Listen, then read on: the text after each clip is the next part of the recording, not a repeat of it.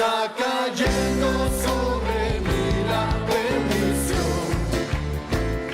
Iglesia de Jesucristo Pacto Eterno presenta lo mejor del trigo. Su espíritu lo siento en todo mi ser. Bueno, comenzamos. Dios les bendiga en esta hora a mis amados hermanos, amigos que nos honran con su sintonía. Recuerde, somos Iglesia de Jesucristo Pacto Eterno. Mi nombre es Carlos López. Desde aquí de Denver, Colorado, Estados Unidos, les saludamos en el nombre de nuestro Señor Jesucristo. Recuerden, mi número de teléfono es área 720 y el número 490-5760. Una vez más, área 720 y el número 490-5760. Les saludamos en el nombre de nuestro Señor Jesucristo. Bienvenidos todos en esta hora. Vamos a tener una plática entre todos. No me interrumpen, no me hacen perder el tema, sino que respondo y luego seguimos con la plática. Vamos a tener unos segundos de oración. Padre que estás en los cielos, en esta hora venimos delante de tu presencia, Señor. Gracias por el privilegio que nos das de estar juntos a través de este medio, Señor. Te pedimos que bendigas a cada uno por nombre, abre nuestros corazones y nuestras mentes para ser edificados a través de palabra, y también pedimos por todos aquellos que van a escuchar, a presenciar esta transmisión. En el nombre de Jesús te lo pedimos y te damos gracias, Señor. Amén y amén. Bueno, vamos a mirar algunos puntos importantes, hermano, como el Señor usó ese medio que para algunos todavía sigue siendo desconocido. El método que el Señor buscó para venirnos a buscar. El Señor creo que nos ha ayudado saliéndose del propósito que tenía de venir a enfocar el evangelio, pero lo adornó. Tal vez no es que, perdón la palabra, no que se haya salido del enfoque, sino le añadió algo más al propósito que tenía en venirnos a salvar. El Señor usó el medio de las tribulaciones, del dolor, de la persecución para venirnos a buscar. Ese fue el caballito donde se subió Jesús para venirnos a buscar. A algunos les tuvo que ayudar con los milagros, con las sanidades. Y claro, ese es uno de los espíritus que lo acompañaba a venir a soltar la cárcel, dar libertad a los cautivos, a sanar a los enfermos. Pero el punto central es la salvación. Ese es el punto central. Porque después de que sana a alguien, ese alguien tiene que morir algún día. Pero me ha llamado a mí la atención que él, declarando que venía a sufrir, que venía a morir y que también iba a resucitar, aún después de 2000 años todavía la gente quiere que venga en avión, en helicóptero, en limusina, para venirlos a buscar. Y el Señor usó el medio del sufrimiento para venir a buscar.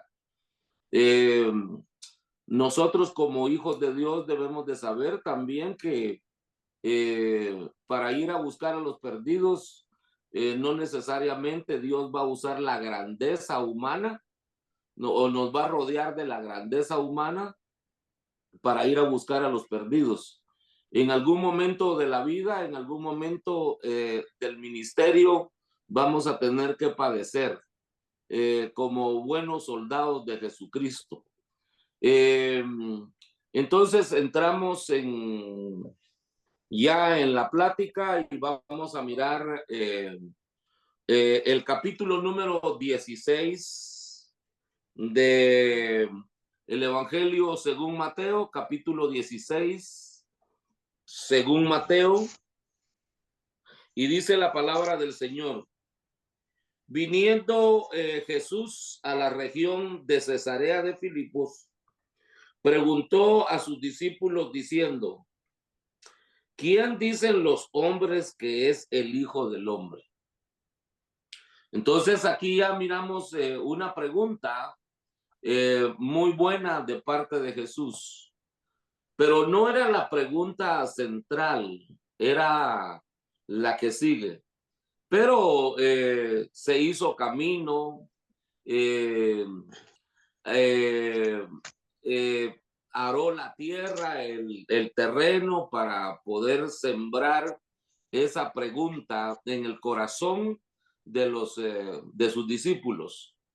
Les dice: ¿quién dicen los hombres que soy yo? Y entonces ya ve que siempre somos rápidos, y en ese tiempo el más rápido, el más intrépido, el más volcánico, el más atento ahí, aunque cada ratito cometía errores, fue Pedro.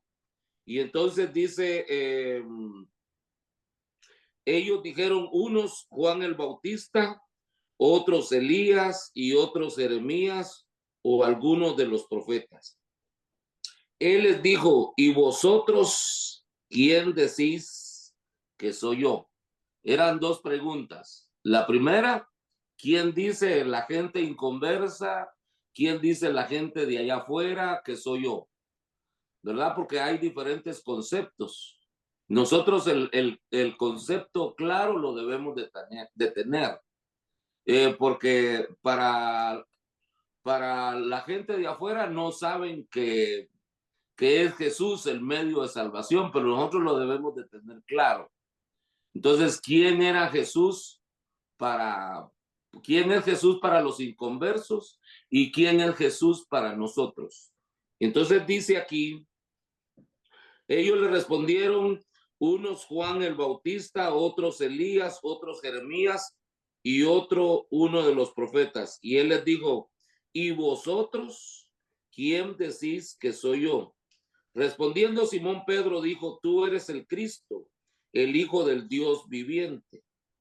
Entonces le respondió Jesús: bienaventurado eres Simón, hijo de Jonás, porque no te lo reveló carne ni sangre, sino mi Padre que está en los cielos.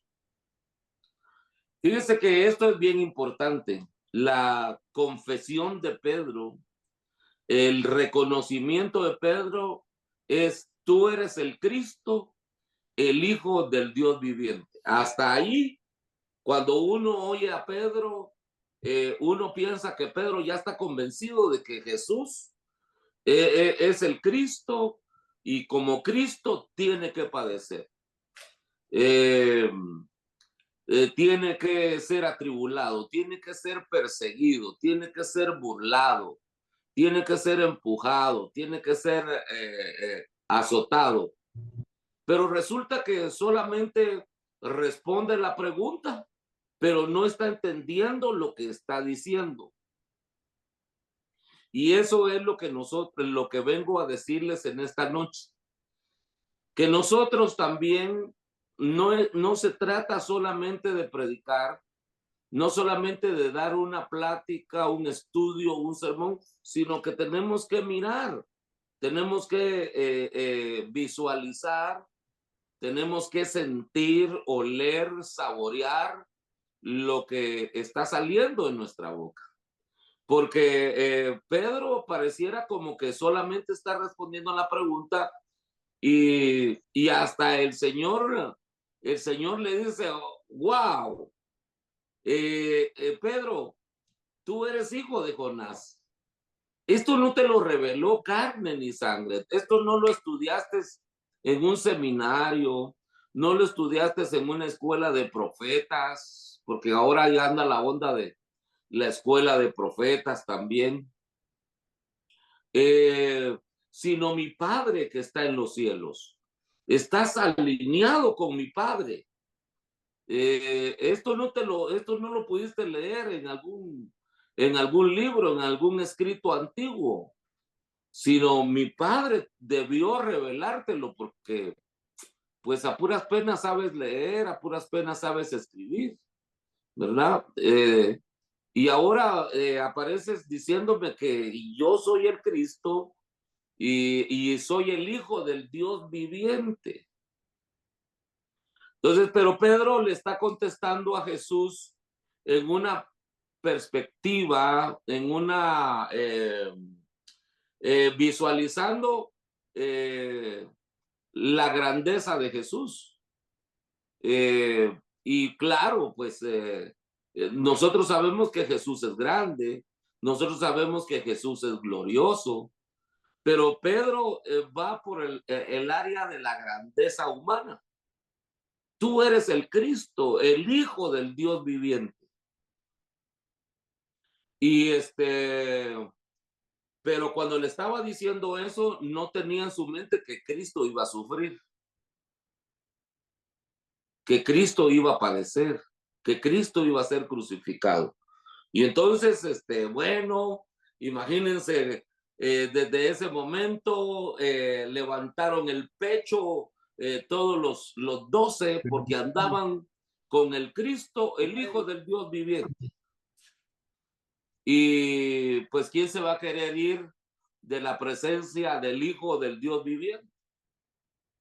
Ellos pensaban de que Jesús estaba comenzando con ellos un gran imperio, que iba a ser como un faraón, que iba a ser como un César, que iba a ser como Alejandro Magno, que iba a ser como Nabucodonosor o como Darío o Artajerjes o bueno, todos los grandes emperadores. Un gran guerrero, un gran conquistador. Andamos con el Hijo de Dios, con el Cristo, el Hijo del Dios viviente. Y aquí 1000 diablos no nos pueden hacer nada. Un ejército de algún emperador no nos puede hacer nada. Y esperaban que Jesús llegara a Jerusalén para sentarse en el trono donde gobernaba Herodes. Eso es lo que puede tener un creyente en este tiempo. Por eso cuando le vienen las luchas y las pruebas, los dolores, los quebrantos, luego suelta. Porque ha de pensar como Pedro. Piensa que el venir a Jesús es para llegar a ser grande, para encumbrarse. Pero cuando comienzan los dolores, luego suelta y se va del evangelio. Entonces, Pedro también estuvo en ese momento por pensar de que Jesús venía venía por el área del hueso, venía con el propósito de gobernar en ese tiempo. Venía como para transformarse en un gran gobernador. Pero no. Entonces, ya miramos este punto importante que el Señor les dice ahí, y dice en el verso número 17, entonces le respondió Jesús, bienaventurado eres Simón, hijo de Jonás, porque no te lo reveló carne ni sangre, sino mi Padre que está en los cielos. Yo también te digo que tú eres Pedro, y sobre esta roca edificaré mi iglesia, y las puertas del Hades no prevalecerán contra ella. Y a ti te daré las llaves del reino de Dios. Imagínense, ¿cómo salió Pedro de ahí? ¿Cómo salió Pedro de ahí? que le dicen, tú ahora tienes las llaves del reino de los cielos. Imagínense, y todo lo que desatares en la tierra será atado en los cielos, y todo lo que desatares en la tierra será desatado en los cielos. Puchis, le dicen a un hombre en este tiempo, hermano, en este tiempo, le dicen lo que Jesús le dijo a Jesús, sería el hombre más inaguantable que hubiera en este tiempo. Si no dándoles nada, imagínense cómo se sienten, hermano, solo con un tirito que el Señor les da de sanar una jaqueca. Ya eso lo publican por todas las redes sociales, imagínense. No les ha revelado nada el Señor y se inventan sueños, se inventan profecías, pero recordemos que todas las profecías, hermanos, ya están escritas en la Biblia. Ahorita ya no se necesitan profetas. Ahorita lo que se necesita es gente que entienda lo que está escrito en la palabra del Señor y la aplique a su vida, que la apliquemos a nuestra vida para poder llegar a ser ese hombre, ese varón conforme a la medida del varón perfecto. Entonces Jesús saca de pescador a Pedro para darle las llaves. Imagínense. Pero Pedro no estaba entendiendo lo que le están dando, ni siquiera lo que sale de la boca de él.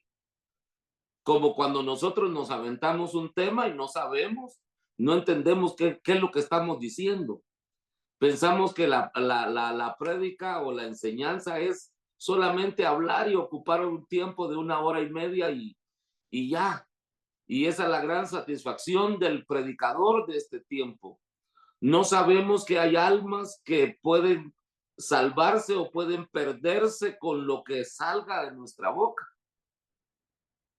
Entonces llegamos al momento, hermano, donde, bueno, todos andan en moto ahí, los 12 discípulos, y andan en caballo blanco, encumbrados, y Pedro va adelante.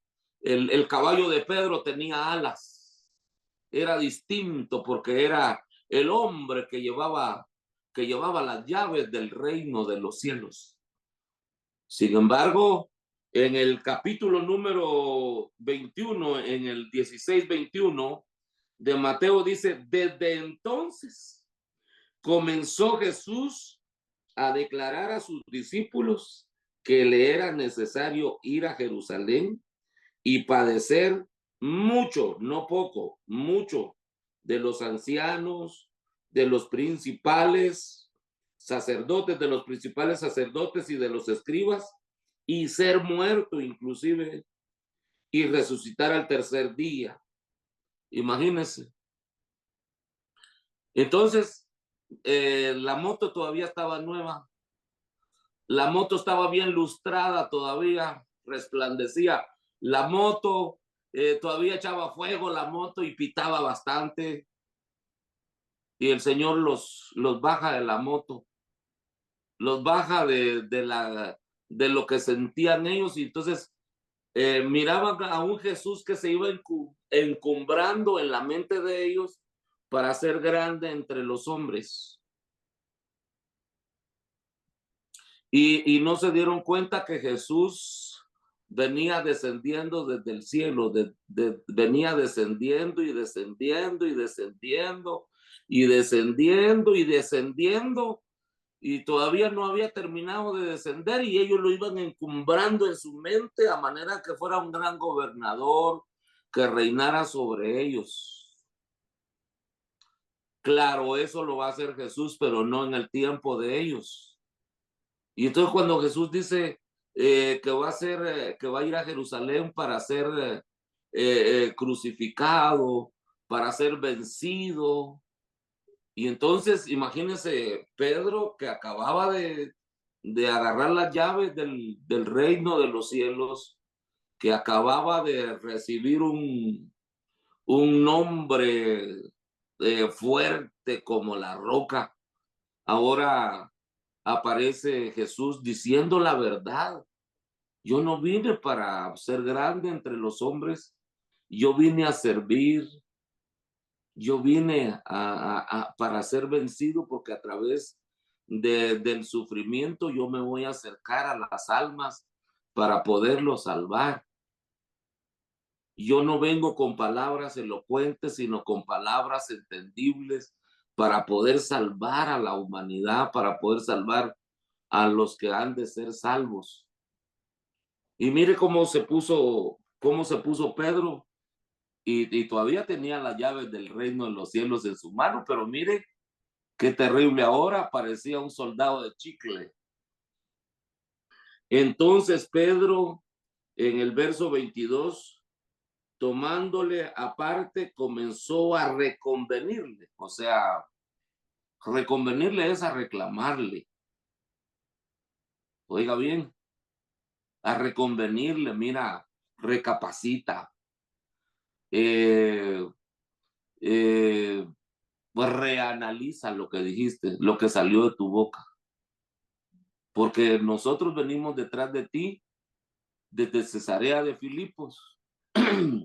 Y ahora queríamos llegar contigo a Jerusalén, pero si nuestro líder va a ser vencido, va a ser crucificado en Jerusalén, ¿cómo vamos a salir nosotros? Y con las llaves todavía en la mano. Entonces tenemos que mirar, hermano, que el llamamiento de nosotros no es camino a la grandeza de en medio de los hombres, sino que tenemos que padecer. Nosotros en este tiempo, a los que nos han alcanzado los fines de los siglos, llevamos un ministerio a lo suave, hermano. Llevamos un ministerio, como le dijera yo, muy cómodo, muy cómodo. No, a nosotros no nos gusta padecer. Sin embargo, el que trajo el evangelio al mundo vino a padecer. Entonces se acerca Jesús a los hombres con padecimientos, y luego dice aquí que comenzó lo llevó aparte a reconvenirle diciendo: Señor, ten compasión de ti, hombre. Ámate, quiérete, consiéntete. Como nosotros, hermano, miramos a nuestro alrededor, que nosotros queremos consentirnos más allá de lo que nos consiente Dios. Mire, qué tremendo que el ministerio que desarrollamos en este tiempo está rodeado de bienes, de misericordias, nos ha rodeado de bienes y de misericordias el Señor. Y es raro oír cuando, es raro oír que alguien ministro está padeciendo de hambre, que murió de hambre, que murió desnudo. Casi no hay aquí en Latinoamérica. Y dice, pero él, volviéndose, dijo a Pedro: cuídate. Oiga bien, dice, quítate delante de mí, Satanás. Híjole, me eres tropiezo porque no pones la mira en las cosas de Dios, sino en la de los hombres. O sea que el mucho confort no viene de parte de Dios. No es que prediquemos un evangelio masoquista, no es que prediquemos un evangelio de padecimientos, pero el mucho confort es mucho humanismo, va a la parte humana. Entonces, pero usa la palabra: quítate de delante de mí, Satanás. Pero si hace un momento lo estaba lo estaba encumbrando, le da un nombre fuerte como la roca, eh, fuerte, fuerte. Hablar de Pedro en esos días era hablar de uno de los creyentes más importantes. Y usted no me dejará mentir que después del primer siglo han venido encumbrando a Pedro y encumbrándolo y encumbrándolo, eh, hasta lo hicieron ídolo. Pero a lo que voy es que, ¿qué pasó? ¿Qué pasó? Imagínense, porque ellos no entendieron que Jesús vino a acercarse a nosotros a través de los padecimientos. Nosotros tenemos la ventaja que ahora tenemos al Espíritu Santo todavía, y tenemos espíritus ministradores. No tenemos ángeles que nos vienen a predicar, pero sí vienen ángeles a servirnos. Vienen ángeles enviados de parte de Dios a hacer tareas con nosotros. Claro que nosotros no los vemos, pero tengo testimonio de algunos pastores que sus mismas ovejas los han visto ser acompañados por ángeles. Ahora voy a seguir adelante en este punto. Entonces Jesús dijo a sus discípulos: si alguno quiere venir en pos de mí, niéguese a sí mismo, tome su cruz y sígame. Entonces ya la cruz ya significa padecimiento. Puede ser padecimiento por circunstancias o puede ser padecimientos fabricados por los enemigos del evangelio. Y yo le doy gracias a Dios, hermano, que en esta nueva etapa la mayoría de nosotros estamos bendecidos. A nosotros nos desearon lo malo, nos desearon lo peor, pero Dios ha tenido misericordia del Señor, que esas maldiciones y esos malos deseos, Dios lo ha convertido en bendiciones para nosotros. Amén. Así de que no se asuste cuando deseen lo malo para usted. Como en los tiempos de Balaam, ¿verdad? Que deseaba lo malo para el pueblo de Israel. Y en vez de que se cumplieran sus deseos malos, Dios bendecía al pueblo. Entonces, aquí en este momento, miremos algo bien importante. Ahora bien, el Señor nos deja ver el verso 28. En el verso 28 dice: de cierto os digo que hay algunos de los que están aquí que no gustarán la muerte hasta que hayan visto al Hijo del Hombre viniendo en su reino. ¿Cómo es eso? ¿Cómo es eso? Está hablando Jesús. Está hablando Jesús y ahora dice: de cierto os digo que hay algunos entre vosotros que no gustarán la muerte hasta que yo regrese para tomar mi reino. ¿En dónde estarán? Entonces las historias de que ellos fueron mártires, claro que sí fueron perseguidos, pero algunos de los que estaban allí en ese momento que reprende a Pedro, después de la reprendida todavía lo levanta, mire, y les dice: hay algunos entre vosotros que no gustarán la muerte hasta que yo venga en mi reino. Qué importante es eso. Tenemos que mirar la grandeza del Señor en nosotros, que gracias al Señor no se acercó con algunos con sufrimientos, sino ahora para encumbrarlos otra vez. Imagínense, a nosotros nos quiere llevar al cielo y nosotros no le entendemos. Nos quiere bendecir y no le entendemos. ¿Cuántos de nosotros estaremos así? Vaya, y luego mire, esto es bien importante. Y luego desde ahí, a pesar de que el Señor les había dicho en el verso 21 que desde entonces él comenzaría a predicar que iba a ser crucificado y que iba a resucitar, todavía premia a Pedro y dice en el capítulo 17, 6 días después, oiga bien, de la reprendida, 6 días después, no lo dejó tirado. Y Pedro aguantó la reprendida, y eso es bien importante, hermano.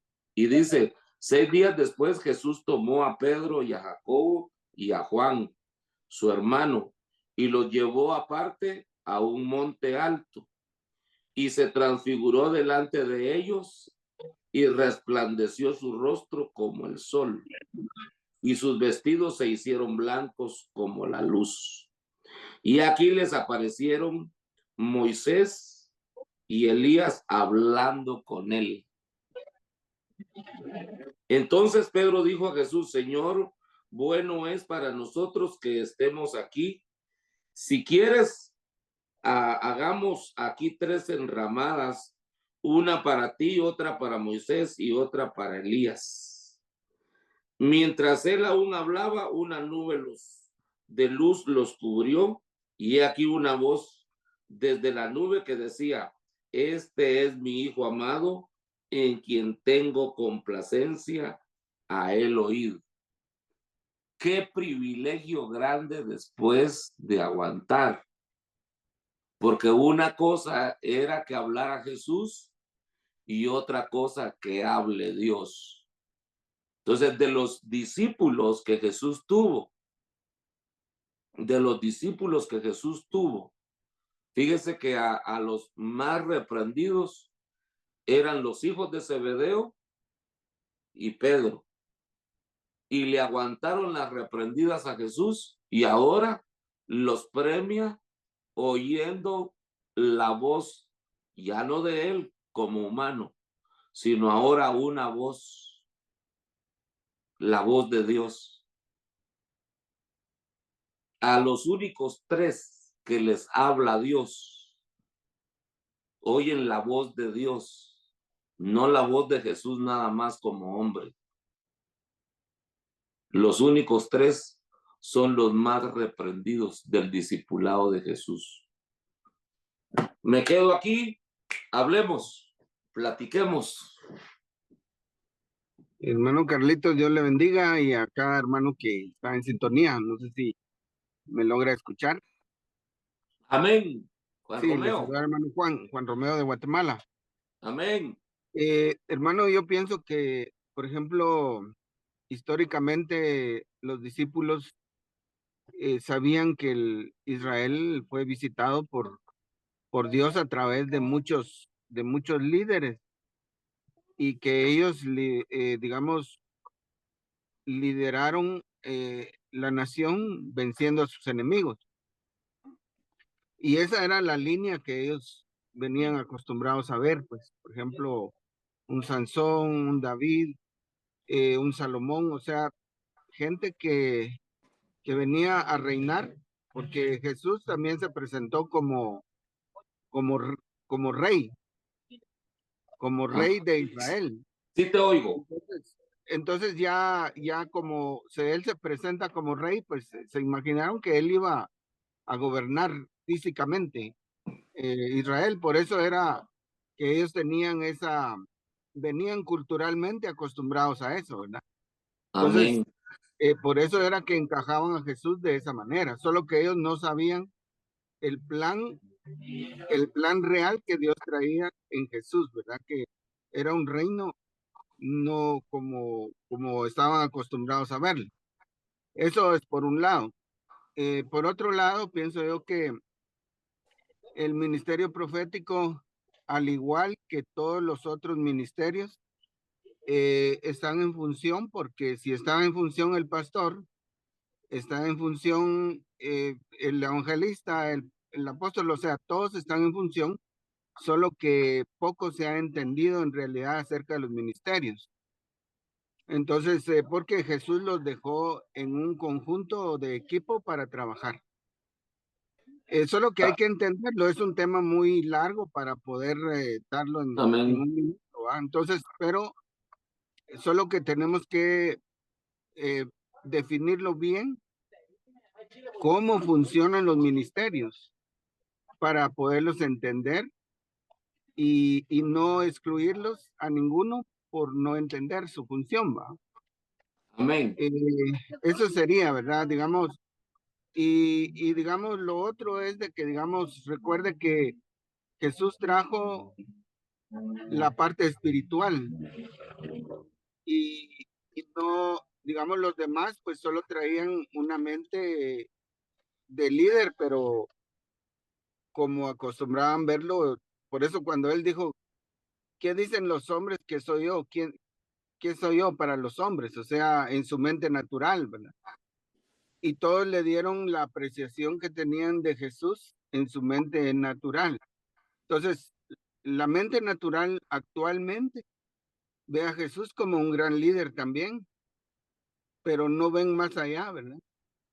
Amén. Porque a Jesús solo se le va a conocer por medio de la revelación. Es ahí la frontera, ¿verdad? O sea, la frontera lo marca Dios por medio de la revelación. Si a alguien no le es revelado quién es Jesús, puede tener mucho conocimiento de él, Sí. pero se queda corto, ¿verdad? Entonces, Amén. cuando viene la revelación, entonces entendemos realmente quién es Jesús. Amén. Por eso es necesario que haya intervención de revelación en el Evangelio. O sea, eso es lo que hace la diferencia entre todas las religiones del mundo. Amén. Todos hablan de Jesús y conocen de Jesús y tienen teología de Jesús, pero si no tienen la revelación, podría decir que no tienen nada, pues. Sí, amén. Sí, esto es bien importante. Si ustedes ven la lista ahí que mencionan los discípulos, dan una lista de profetas. Y ahí no metieron a David, ¿verdad? El mejor rey de Israel. A lo que iba yo es a que es que me llamó la atención lo de estos días, lo del 17 y 18 de septiembre, Sí, que sí hubieron varios millones que creyeron, de creyentes, que creyeron que Jesús venía entre ayer y hoy. Y recordemos que los días en el calendario hebreo comienzan desde que se mete el sol, comienzan en la tarde hasta la mañana siguiente, o sea, desde que se mete el sol hasta el otro día que se mete el sol, eso son 24 horas. Y ya se les cumplió ya va más de la mitad el día 18 y Jesús no apareció. Entonces, lo que decía Juan Romeo es cierto, porque los que empezaron a hablar de eso fueron los gringos, fueron los anglosajones. Ellos fueron los que comenzaron, no fueron los hispanos los que comenzaron a hablar de esa profecía, pero ellos la calcularon matemáticamente. Y matemáticamente no se puede interpretar la Biblia, porque en primer lugar, nosotros tenemos que saber que hay un tiempo cronos, y el tiempo cronos, claro, conocemos los meses, los años, las horas y todo, pero en el tiempo kairos, ese tiempo no es de meses de 30 días ni semanas de 7 días. Y eso es lo que ha pasado con ellos, los que la han querido hacer de profetas. Ellos son predicadores, son pastores, pero ¿cómo le hacemos nosotros? Porque ahora ya hay más profetas y apóstoles que pastores. Y sí hay verdaderos todavía. También hay pastores por costales, hay pastores. Pero tenemos que saber que dentro de ese costal la mayoría son falsos y tenemos que entresacar de en medio de ellos a los verdaderos, que son pocos. El Señor dijo que eran pocos. Dice que la mies es mucha, dice, y los obreros son pocos, ¿verdad? Entonces no son por costales, no son por montones. Entonces, a lo que voy yo en cuanto a la revelación, sí, yo prefiero ser más que matemático, yo quiero recibir el don de la revelación para no errar, porque Amén. hoy sí se salieron del huacal estos porque dijeron que Jesús venía, pero lo dijeron matemáticamente, pues, ¿verdad? Y nosotros tenemos que saber que cuando Jesús dijo que nadie sabe ni el día ni la hora, lo está hablando en el tiempo Kairos. Y en el tiempo Kairos el hombre no sabe. Lo que le queda a la iglesia y lo que nos queda a nosotros es estar preparados por si venía el año pasado.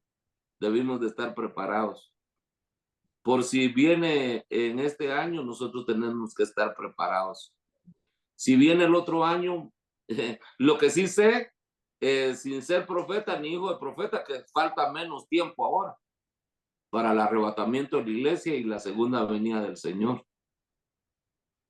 Entonces, tenemos que saber cuál es el oficio de profeta y cuál es el oficio de pastor y cuál es el oficio de apóstol y cuál es el oficio de maestro y cuál es el oficio del evangelista. Entonces, desde ahí, nosotros tenemos que volver a una base que tuvimos hace algunos años.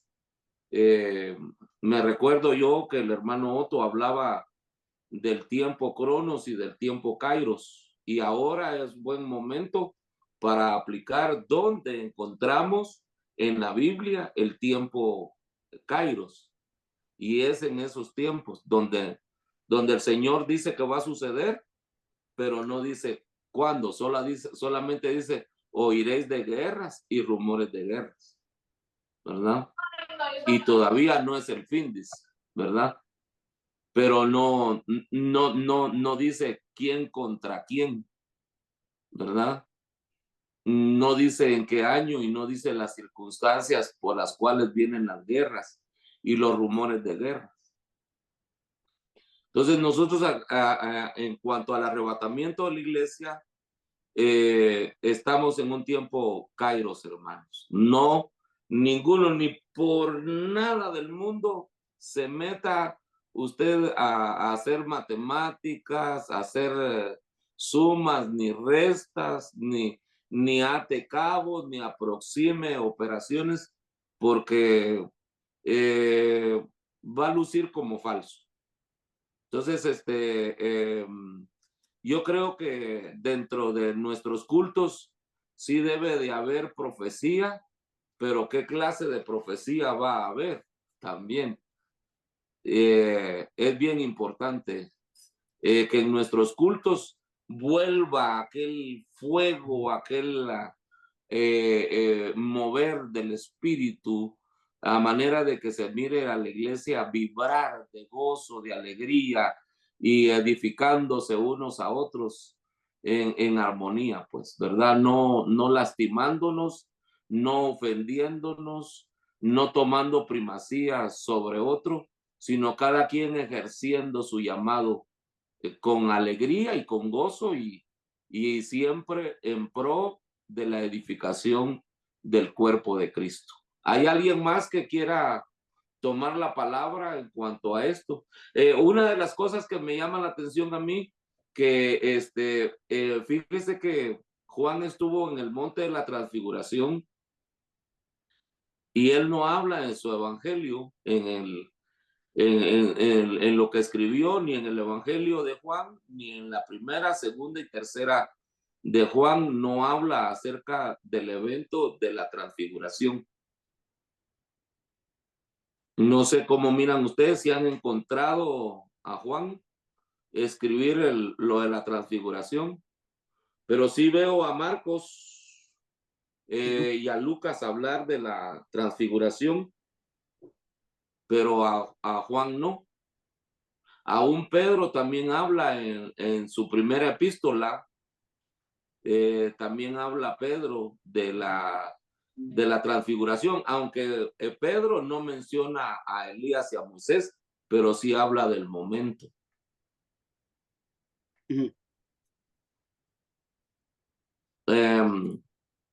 ¿Cómo ven? Porque es parte de la plática, pues, ¿verdad?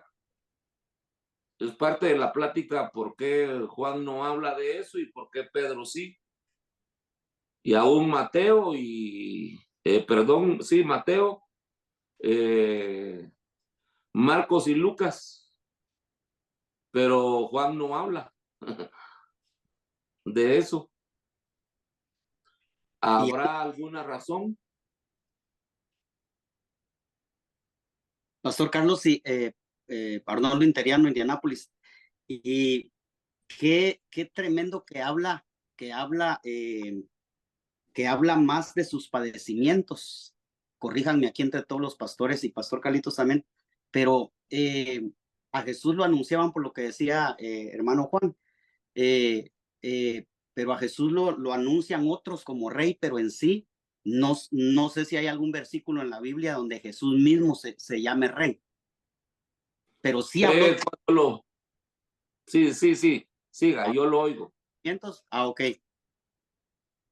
Sí, lo oigo. Disculpe que te interrumpí. Que sí habló él de sus padecimientos, y aún Pedro capítulo 4:13 dice antes bien gozaos en que sois participantes de los padecimientos de Cristo, para que también en la revelación, tremendo menciona la revelación, y también en la revelación de su gloria dice os gocéis en triunfos, pero también habla de sus padecimientos, pero sí no encuentro un versículo, ayúdenme ahí, un versículo donde Jesús mismo diga yo soy rey. Ok, bueno, cuando lo entrevistan en la crucifixión, perdón. Sí, cuando él dice yo para esto nací. Yo para esto nací, pero también el verso Mateo 16:28, él lo infiere. Él dice, de cierto os digo que hay algunos de los que están aquí que no gustarán la muerte hasta que hayan visto al Hijo del Hombre viniendo en su reino. Como que al ser suyo el reino, el rey, lo infiere ahí. Pero que él diga yo soy rey, solo dice, tú lo dices, tú lo sabes. Sí, así ¿verdad? Es. Amén, pero sí lo infiere. Yo estaba notando también, hermano Carlitos, no sé si puede encajar de que, digamos, los padecimientos para nosotros no son muchos, como usted decía, que como que viviéramos en más comodidad que en padecimientos en Amén. este tiempo. Ahora, ¿por qué? Porque fíjese que cuando él pone la parábola de los que van a trabajar a su viña, uno los contrata a temprana hora, otros a mediodía y otros ya cuando decía el apóstol que ya tocaban la campana para irse, ¿verdad? Entonces Amén. creo que nosotros que nos toca el último tiempo, pues ya no nos toca tanto sufrimiento, como los que padecieron antes de nosotros, porque somos la última generación, por así decirlo. Solo tomamos la piocha y ya regresamos otra vez. Amén. Sí, es que tenemos que mirar qué es lo que aplica para Israel, ¿verdad? ¿Qué es lo que aplica para la iglesia? ¿Qué es lo que aplica para el principio de dolores? ¿Qué es lo que aplica para la gran tribulación? ¿Qué es lo que aplica para los gentiles creyentes? ¿Y qué es lo que aplica para los judíos creyentes? Por ejemplo, imagínense la parábola de las vírgenes. Solo miremos un punto aquí, en las vírgenes. En el capítulo 25, siempre en Mateo, dice, entonces el reino de los cielos será semejante a 10 vírgenes. Imagínense, es ese tema de las 10 vírgenes no se puede tomar, no se puede pegar al arrebatamiento de la iglesia. Porque aquí es semejante a entonces el reino de los cielos es semejante a 10 vírgenes, dice, que tomando sus lámparas salieron a recibir al esposo. Una cosa es novio y otra cosa es esposo. Y luego dice, 5 de ellas eran prudentes y 5 insensatas. Las insensatas, tomando sus lámparas, dice, no tomaron consigo aceite, mas las prudentes tomaron aceite en su vasija juntamente con sus lámparas. Dice, tardándose el esposo, cabecearon todas y se durmieron. Y a la medianoche se oyó un clamor. Aquí viene el esposo, salid a recibirle. Entonces todas aquellas vírgenes se levantaron y arreglaron sus lámparas. Y las insensatas dijeron a las prudentes, danos de vuestro aceite, porque nuestras lámparas se apagan. Una lámpara sin aceite no alumbra. Entonces sí tomaron aceite. Una lámpara sin aceite no alumbra. Y las lámparas, ellas dijeron, se están apagando nuestras lámparas.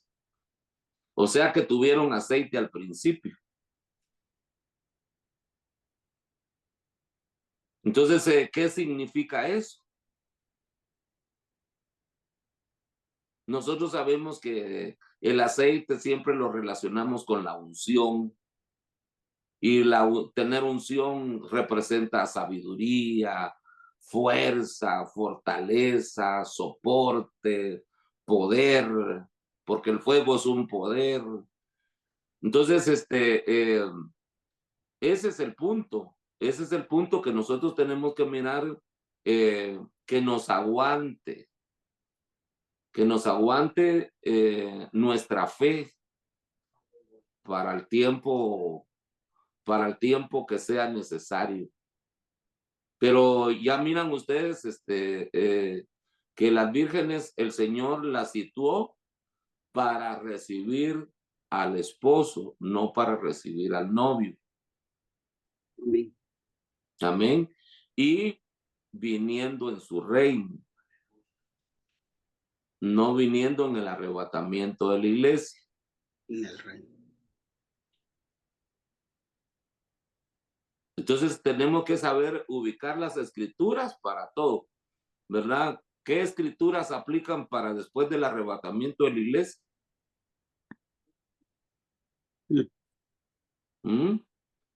Apocalipsis del capítulo 1 hasta el 5 aplica para la iglesia. Después del capítulo 6 al 18, ahí no se menciona a la iglesia.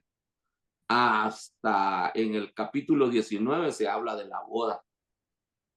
Se vuelve a hablar otra vez. Entonces tenemos que ubicar qué cosas, qué escrituras son para Israel, ¿Qué escrituras son para la iglesia? ¿Qué escrituras aplican para los judíos que se convierten? ¿Qué escrituras aplican para la plenitud de los gentiles? ¿Cuándo se acaba la gracia? ¿Qué versos aplican para cuando la gracia se acaba?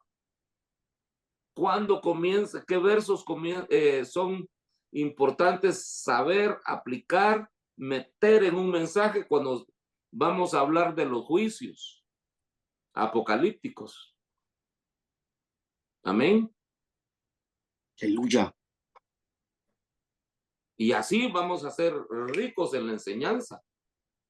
Amén. Claro, vamos, es como cuando estemos con nuestros discípulos, cuando estemos con nuestras ovejas, es como chupar limón con sal enfrente de ellos. Vamos a hacer que la palabra que el Señor nos da se les haga agua a la boca y sientan corto el mensaje. Pero sin la gracia del Señor, sin saber aplicar las escrituras, en los primeros 15 minutos se nos va a dormir la gente. Porque ni nosotros mismos vamos a entender lo que estamos diciendo. Pedro ahí estaba hablando, y se dan cuenta, ahí Pedro está hablando y sin saber qué era lo que estaba hablando. Porque ya cuando el Señor dice, y desde ahí en adelante él comenzó a decir que iba a padecer y que iba a ser perseguido por los ancianos, por los sacerdotes, y que iba a morir. Inclusive les digo, mira, yo voy a Jerusalén a que me maten. ¿Cómo se pondría Pedro?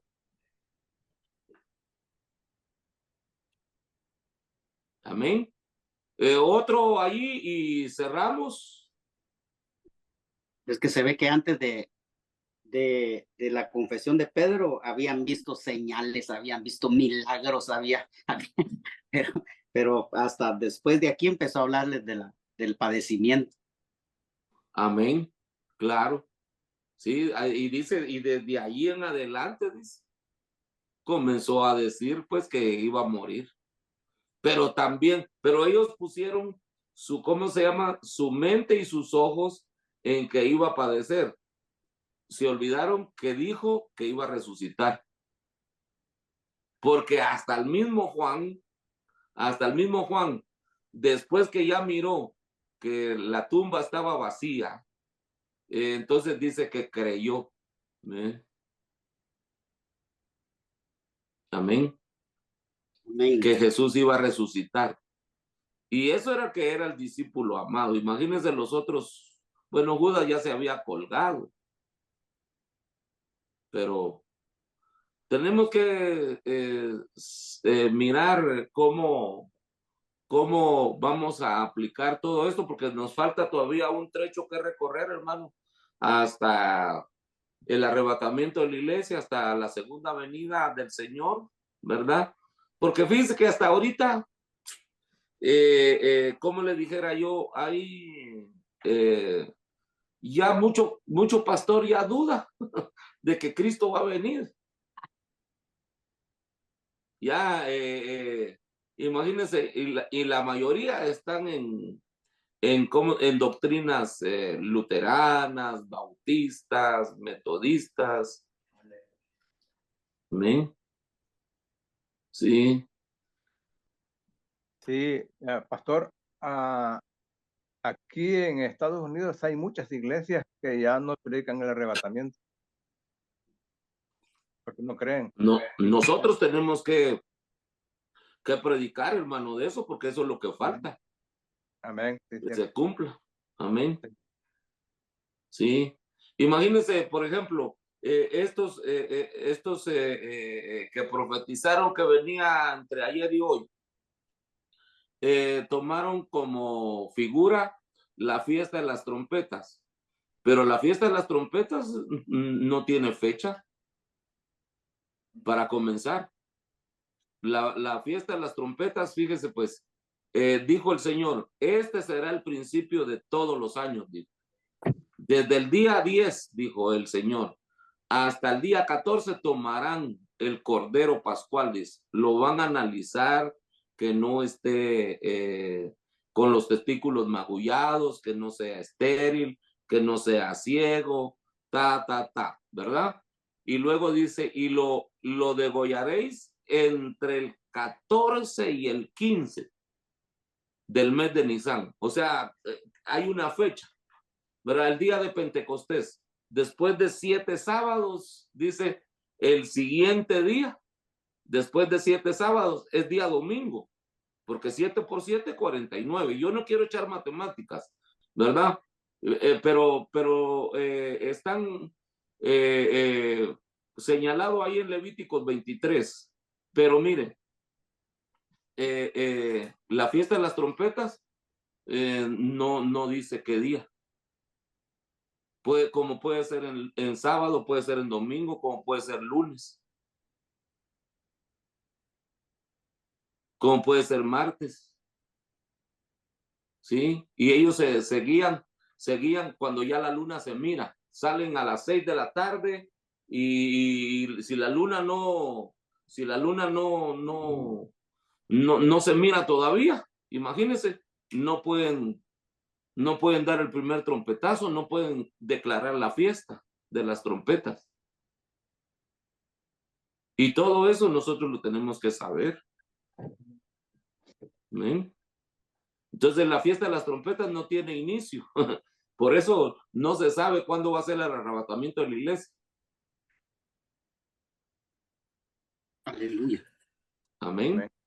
Amén. Bueno. Entonces, Dios me los bendiga, mis amados pastores.